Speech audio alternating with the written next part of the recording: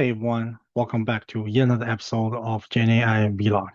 You know how frustrating it is when you have a great idea for a website or a web app, but you don't know how to code, and then you have to hire developers, spend costs of thousands of dollars, and then perhaps takes weeks to finish that proof of concept? Well, that's why we are here today.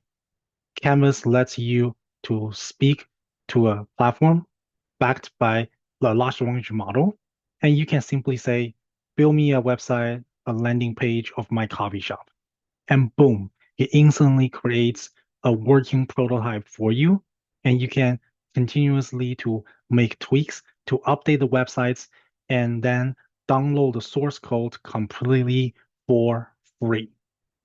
So with that being said, in this video, I just want to show you a quick demo. So please navigate to win360 search.azurewebsites.net, and then you can log in with your username and password. If you don't have any, you can register using this button here. Click login, and you'll be able to see this kind of interface. You click on Canvas, which is this one I'm at right now, and let me clear things up so we have a clean slate.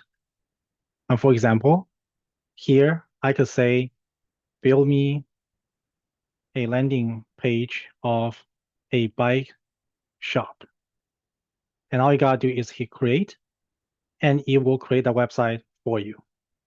And boom, just like that, here we go. You have your first bicycle shop for you.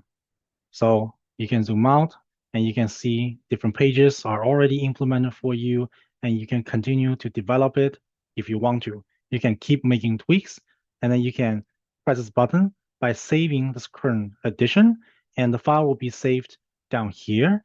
And you can select files that's being saved historically if you want to future develop it. And if you want a source code, you can click on generate code and use this button on top left corner to download the source code.